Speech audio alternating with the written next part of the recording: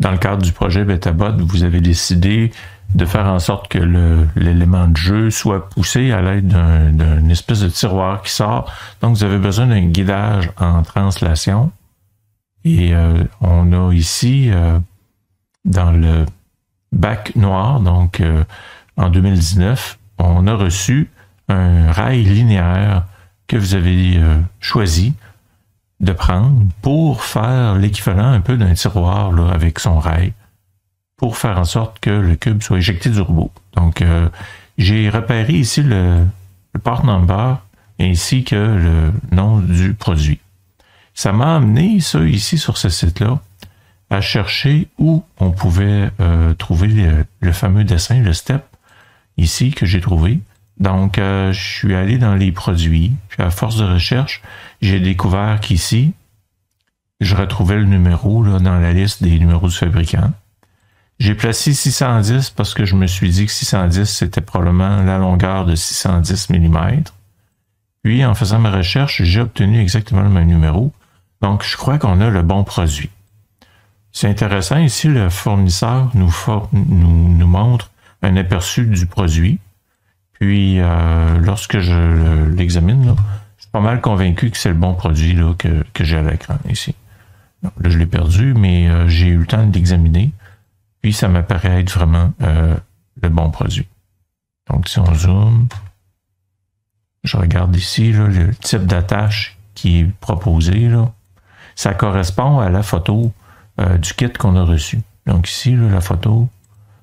Donc, je suis certain que c'est le bon. Donc, ici, dans le sélecteur, j'ai choisi Step.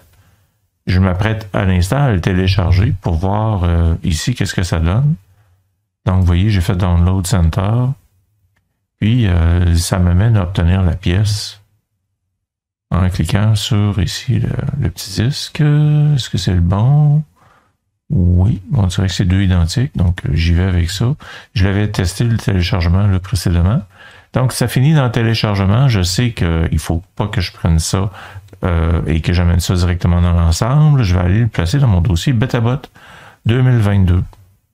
Alors là, ici, il fait partie de mon projet Autodesk. Puis, je vais vous démontrer comment c'est possible d'incorporer dans un dessin d'ensemble une pièce importée.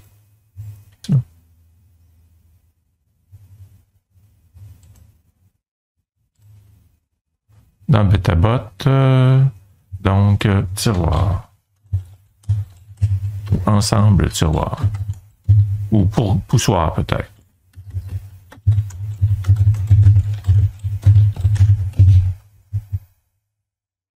Mon ensemble est créé et vient le moment d'importer ma pièce. Donc, c'est ici que je vais aller dire importer, placer les fichiers de CAO importer. Je vais choisir ma pièce, l'ouvrir. Ici, par défaut, les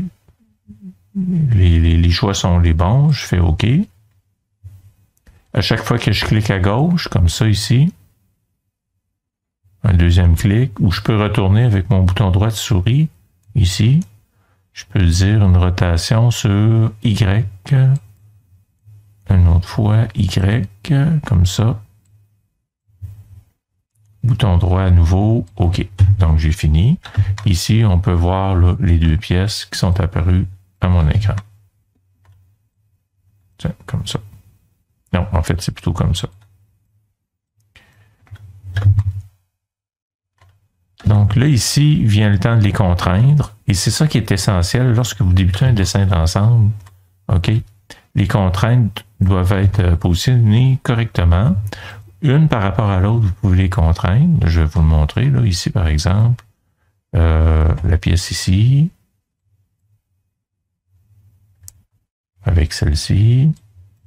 Donc, normalement, ici, elles sont sur un même plan. Celle ici. Avec celle ici. Donc, si je les déplace dans l'espace, vous voyez qu'elles peuvent s'éloigner l'une de l'autre, mais elles sont sur deux plans alignés. L'avant de mon robot risque fort d'être ici. Donc, ici, je peux définir le bouton droit, la vue en cours sur l'avant. Donc, je peux maintenant ici voir que mon cube là, place bien l'avant. Ce coin-ci, la vue isométrique, je peux cliquer à droite à nouveau puis dire la vue de début. La vue de début. On a un petit peu ici.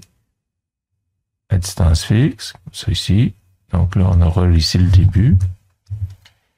Et pour terminer, l'origine. Donc l'origine, c'est super important. Vous voyez, ça, c'est le système d'axe de mon ensemble principal. Puis je ne veux pas que mes pièces se situent n'importe où par rapport au système d'axe-là. Alors, ce que je vais faire, je vais ouvrir ici une des pièces. Puis je vais aller voir son système d'axe à elle. Ça, c'est super important quand vous définissez les axes. Vous voyez ici, si je zoome celle-ci, là, ça, c'est le plan horizontal. Donc, je vais contraindre plan à plan l'axe horizontal à être avec l'axe horizontal de mon dessin d'ensemble. Donc là, je suis horizontalement aligné. Vous voyez qu'est-ce que ça donne? Donc, j'applique.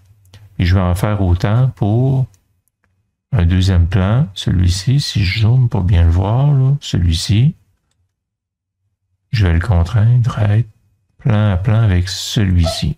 Maintenant, ma pièce, elle ne peut plus se déplacer dans l'espace, sauf pour la distance.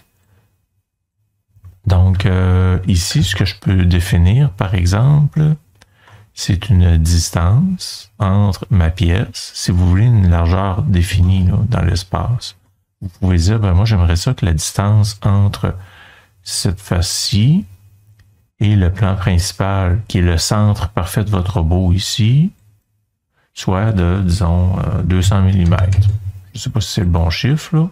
Ça va vous donner ceci. Donc là, maintenant, OK, là, en fait, ici, il y a une petite particularité.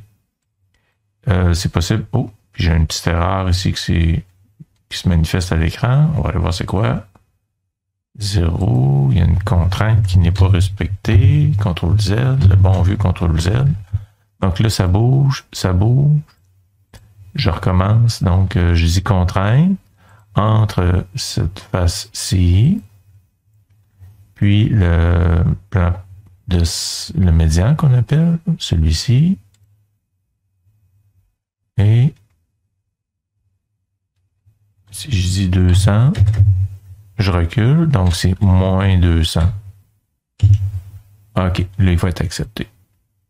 Puis j'ai pas d'erreur. OK, c'est beau. La même chose pour le suivant. Donc, je vais dire l'axe. D'ailleurs, le centre, on peut le laisser afficher, bouton droit, annuler la fonction, bouton droit, visibilité. Donc, on peut faire le choix de le garder visible là, tout le temps. Donc, on va y aller avec la deuxième.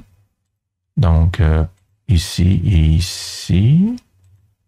On peut dire, bien, c'est 200 également.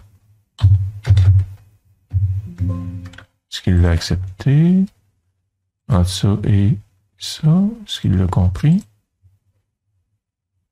Accepté? Non. Bon, il n'est pas content.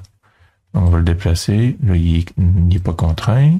Contrainte entre le plan et lui.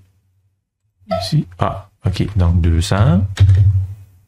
Il s'en va du mauvais côté, donc on va dire moins 200. Bon, c'est réglé. C'est un peu ambigu parfois, selon la position des pièces puis l'orientation. Mais on arrive toujours par s'en sortir. Là, vous voyez, les pièces sont entièrement contraintes. Elles ne peuvent plus bouger. Puis elles sont en lien avec le dessin d'ensemble. Donc, on voit ici le dessin d'ensemble. C'est origine. On voit que c'est en fonction des axes d'origine que les pièces sont situées. Donc là, maintenant, vous pouvez plus facilement, si vous voulez changer les chiffres, vous les voyez ici, là, moins 200, puis l'autre devrait être situé aussi, là, pas loin. Celle-ci, si on la déplie, on va voir moins 200 ici. Donc, ces valeurs-là, vous pouvez les modifier. Puis, vous pouvez maintenant dessiner votre chariot, là, comme vous le désirez pour que ça fonctionne à votre goût. Vous apercevez les petits blocs. Les petits blocs aussi, c'est possible probablement de faire ensemble, les amener séparément dans votre dessin pour que vous puissiez les déplacer aussi à votre goût.